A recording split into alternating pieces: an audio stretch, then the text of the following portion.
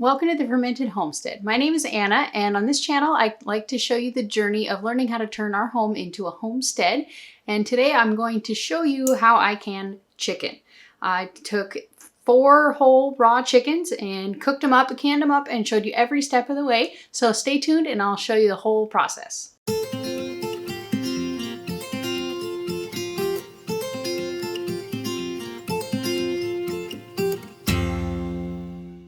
So all I'm going to do with this chicken is open it. And then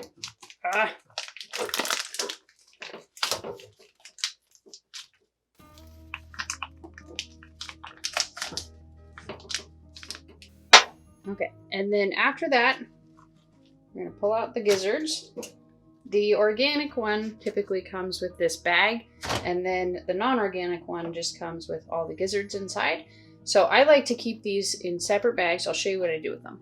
So all I do with the gizzards, I like to add these into the bone broth just to give it more nutrition and just get every little last bit out of it that I can. So all I'm going to do is just throw them into an empty Ziploc. And I'm going to close these up and put them in the fridge and wait for these ones to cook. And then once these cook, we're going to take the carcass and put it in the bag with the gizzards. So I'm going to go wash my hands yet again. Okay, oven's preheated. And all I do with mine is just very, very, very heavily salt it. Like a lot. Okay. So we have the chicken in the oven now, and at 350 degrees, and I'm gonna set the timer for about an hour and a half. That was how long it took last time. So we'll see if that is gonna duplicate. Once that is all done, I'll show you what to look for if you don't really know how to cook a chicken. I'm sure you probably do, but everybody has a first time cooking a whole chicken. So I'm gonna show you that just in case.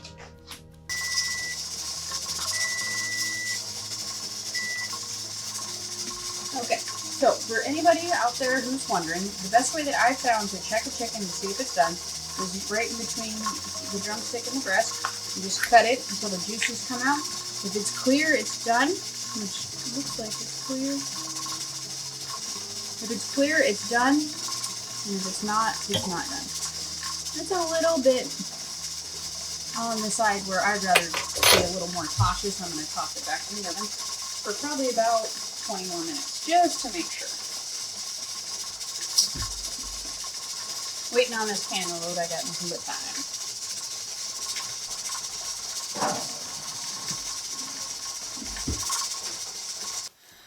time. Okay, so the next step in making the chicken bone broth is to separate the carcass here.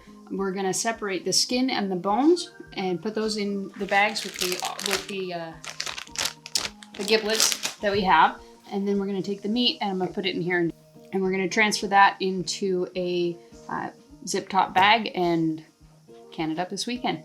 So let's get started. And with the chicken, you want to kind of make sure that you're letting it cool enough that you can touch it, but if you cool it off too much, it's really difficult to separate everything out.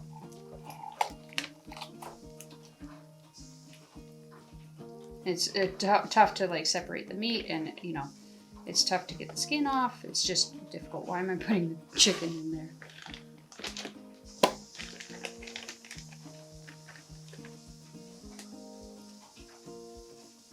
That was raw.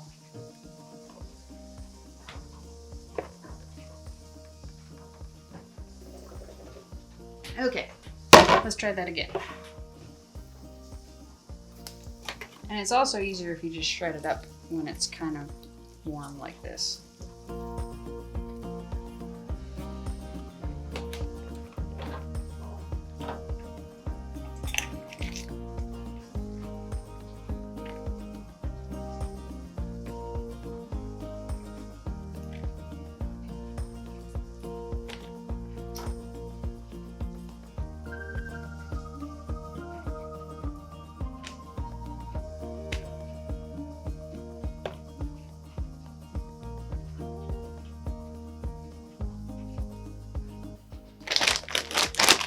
Okay, so once we have all the meat finished, what I like to do, once I just kind of prop the bags up so they're freestanding, and then I pour the extra juice that's in the bottom of the pan. I try and split it about as even as I can. And the same thing with the stuck-on stuff. Alright, so what I'm going to do with these, I'm just going to transfer this into a Ziploc bag. It's just easier for the actual processing, I find, to keep it in this big plastic tub. And then each of these are going to get closed up, stuck in the freezer and frozen. And then as I need to make some bone broth, I'm just going to pull it out. And really the reason that I actually buy chickens in the whole form is just simply for the carcass. I like to have bone broth. I drink it nearly every day. I haven't done it for like the last few days, but generally overall I cook it pretty much, or I drink about 2 cups a day, and that's why I buy the chicken. I don't actually buy the chicken for the sake of the chicken, but we do consume the chicken and we don't let it go to waste, but it's generally just not in time for it to be fresh, so I like to can it. And my son, he generally likes to make some kind of chicken salad and things like that for sandwiches, and he enjoys it. And then I also like to throw it into like stir fries and things like that when I just don't have time, like after work or something. So just to give you kind of some idea of what you can do with this stuff and why I take so much time and effort put into it to make it all. So there you go. Alrighty, so it's been about 5 days or so since we cooked the chicken, and so now we're just going to, I want to make sure that I'm able to hot pack this chicken. So what I'm going to do is a little bit different, and I'm going to warm this back up. And it's going to take me a little while because I don't want to do it too quickly. I don't want to burn or cook the chicken much beyond what it is actually doing right now, or what it's cooked at right now. So I'm just going to take this and I'm going to add a little bit of liquid into the bottom of the pot just to make sure that it can steam a bit. And I'm going to make sure to break up all the little pieces in here and just get it kind of warmed through. I'm not going to cook it. I'm not going to anything like that. And then I will bring you back when we're ready to actually can this stuff up.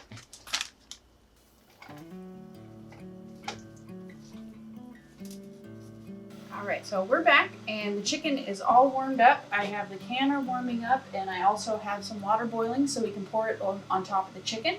And so now we're just going to go ahead and get started. And all I do with this part of it, make sure you have a canning funnel, is you just put it into the jar. And I like to make sure I pack in as much as I can, realistically.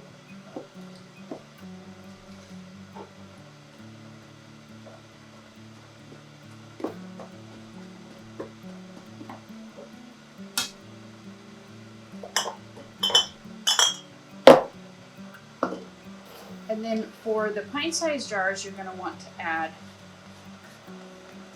a half of a teaspoon of salt. One big chunk right there. Half a teaspoon of salt.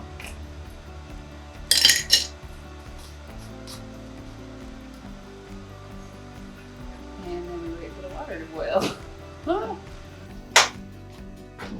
Okay, so then you just take your water, pour it on top until you get to this neckline here, because you want to have 1 inch headspace. Then you take your debubbler and stick it in here and just get as much air out as possibly can. I'm going to squish it and all that kind of stuff.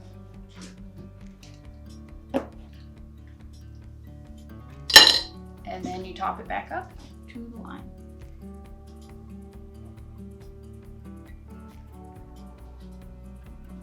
Okay, so then once you have that, you just take a towel or paper towel, dip it in vinegar water, and I'm going to wipe the rim off. Put a new lid on it.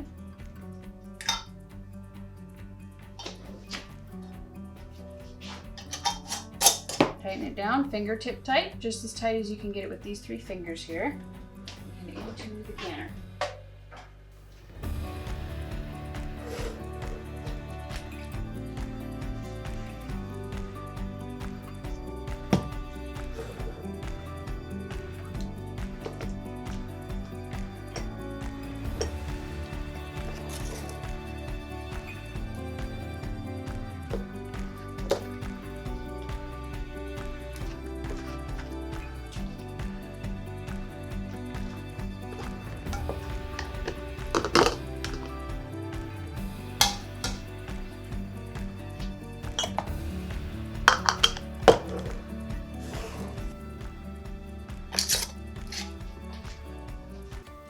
So we have all of the jars in here. Looks like we got 8 jars in here. So now, if I can get drop all of it. Okay, so now what we're gonna do is we're gonna put the lid onto our canner, but we're gonna look through the vent pipe here. We're gonna look through the vent pipe here. Make sure we can see clearly through it. There's a little back there. There we go, all clear. And then we're gonna jiggle, make this sure this thing goes up and down. And then I'm gonna put it on top of here and crank the heat. I don't typically crank it 100% all the way, but I cranked it up to about 8. Sometimes I go high, it just kind of depends. So we're gonna let this one come up to temperature and we will go from there.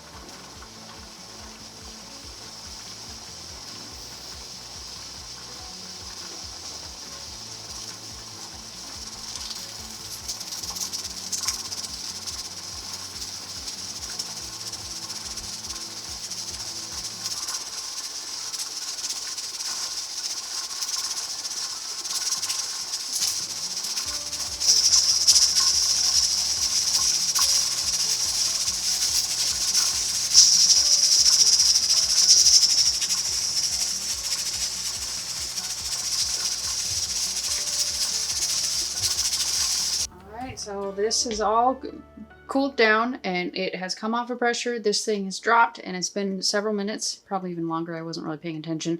And so now we're just going to take this off. And we're going to wait probably about another minute or 2. We're going to pop this a little bit because there's no steam that came out when I opened it. So I'm not super worried about it. Make sure you open it away from your face. Prop it up there for just a couple minutes. All right, time to take these out of the canner.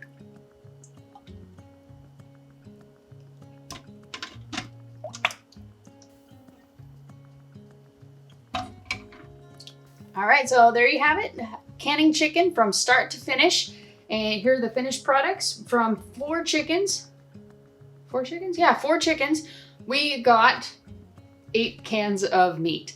And so it doesn't seem like a whole lot, but we also are going to be getting 4 batches of bone broth out of this. And we have 4 meals for probably 2 people each.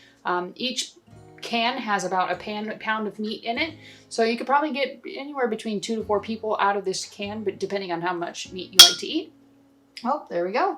So I just wanted to remind you that I'm still super new to canning, and this is just the way that I am canning from the way that I've done my research and watched videos and things like that on how this is done.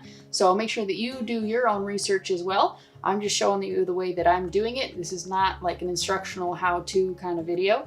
So just make sure you do your own research. And if you enjoyed this video, if you learned anything, or if it inspired you to go out and can something in your own home, please make sure to give this video a thumbs up. And remember to subscribe to the channel if you're not already. And we will see you in the next video. Thanks for watching. Bye.